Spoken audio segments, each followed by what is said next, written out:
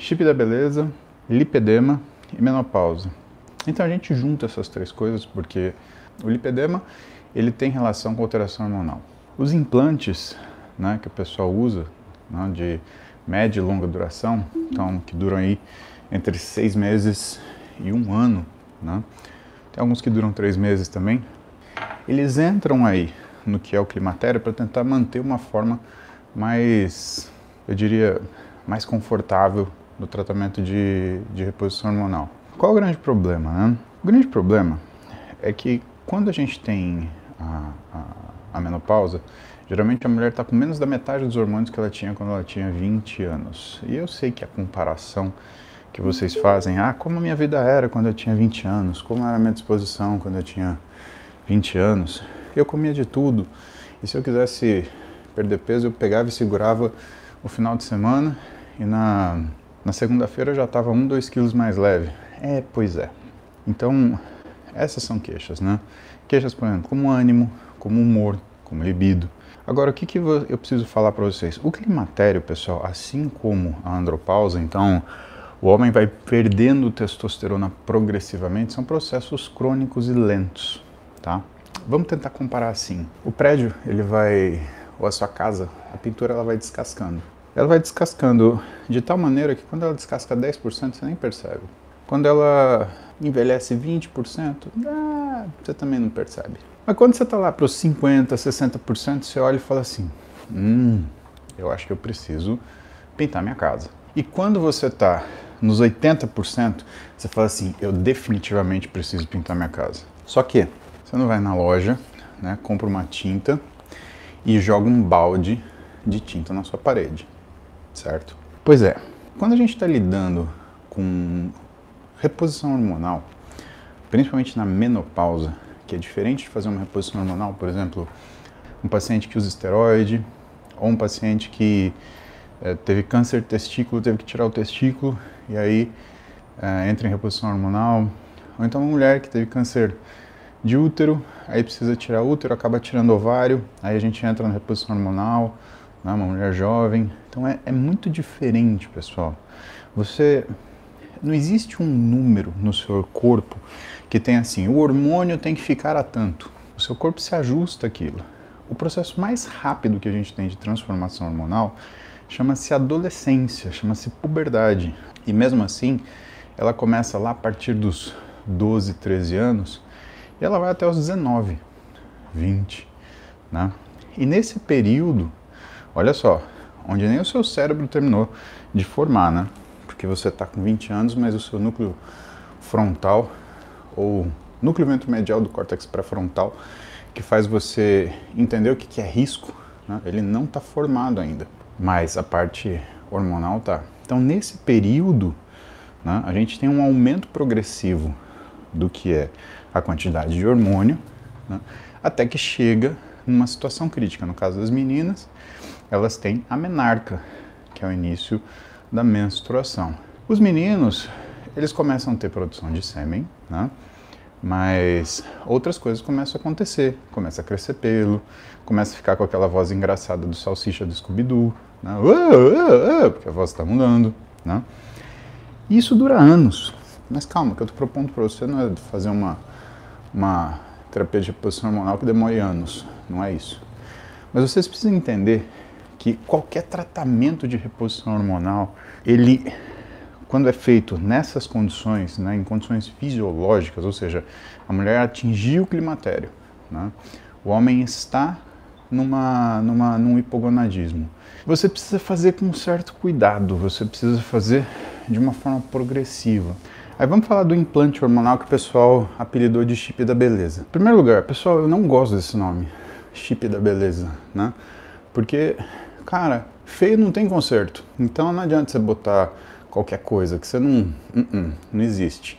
Segundo, chip da beleza, porra, eu prefiro o chip da inteligência, porque aí me ajuda a trabalhar e ficar rico, né? Então, se tivesse um chip de alguma coisa assim, né, me dá o da inteligência, né? Eu falo, sei lá, eu ia falar coisa bonita pra vocês na internet, que nem o Leandro Carnal, alguma coisa assim, né?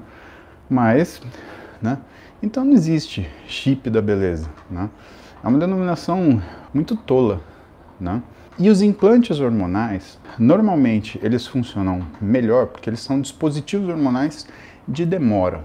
Quando você tem essa mulher equilibrada, então você sabe qual é a dose de estradiol que ela usa, você sabe qual é a dose de progesterona que ela usa, né? Você já conhece esse funcionamento. Então, ele acaba tendo uma função interessante, né, do ponto de vista de manter o que é o equilíbrio hormonal que foi conquistado clinicamente. Então tem essa possibilidade? Tem.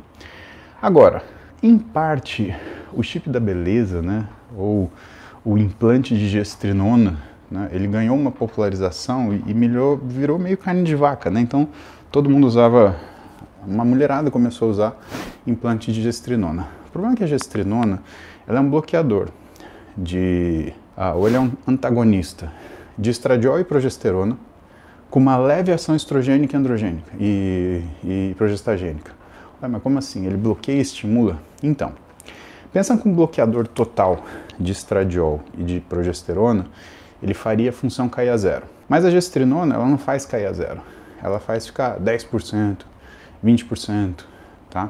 E por que tantas mulheres têm uma reação ao implante tão ruim?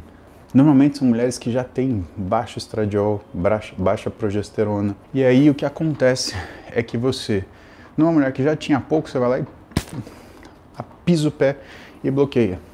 Só que a gestrinona, ela tem uma ação androgênica periférica, então ela funciona como se fosse, por exemplo, um derivado de testosterona. E aí ele meio que dá uma compensada naquilo que é a percepção da sensação de bem-estar. Por quê? Porque toda a testosterona, ela estimula a recaptação de beta-endorfina no cérebro. Então, o primeiro efeito que a pessoa tem é bem-estar. E isso é um problema, né? Porque até aí, até droga faz você ter bem-estar, entendeu? Então, não é simplesmente, me sinto bem, eu vou usar. Não, você tem que ver o que está acontecendo no seu organismo, né? Porque se o teu padrão é sinto bem, eu vou usar, né? Então, você vai usar álcool, você vai fumar, você vai usar droga, né? Não dá pra gente ser tão simplório assim, né? Logo, eu não sou contra implante, eu só acho que o implante, ele é um momento do tratamento, que pode, por exemplo, não acontecer. Pode ser que não dê certo. Então tem mulheres que migram do que é o gel para o implante e dá errado. Assim como tem mulheres que migram do gel para o implante e, cara, vira uma beleza. Só que isso é 1 a 1, né? É o que a gente chama hoje de medicina de precisão. É você saber para quem e quanto aquilo vai funcionar e fazer efeito.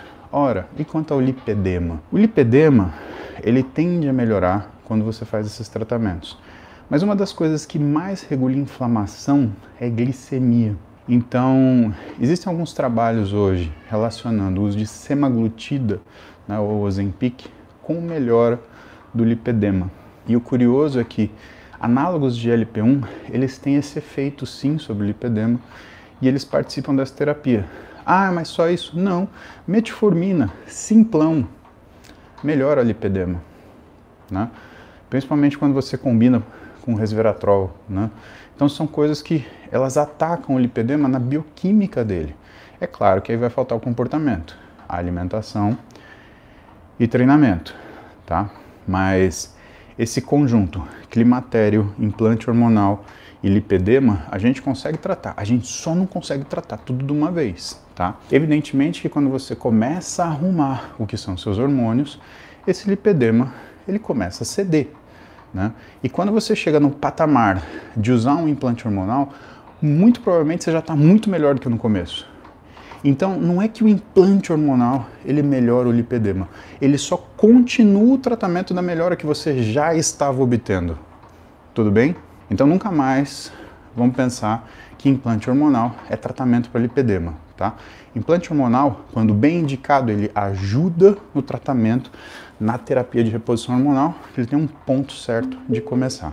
Então é isso. Hoje eu não vou falar de más indicações, de efeitos colaterais. A única coisa que eu vou falar para vocês é, tudo tem uma dose certa, tá? Um veneno na dose certa é um remédio. Vocês precisam dissociar o que é a noção de que existe algum tipo de terapia ou droga que magicamente vai fazer você ter aquele ganho físico, estético, né, que você deseja, aquela tua expectativa.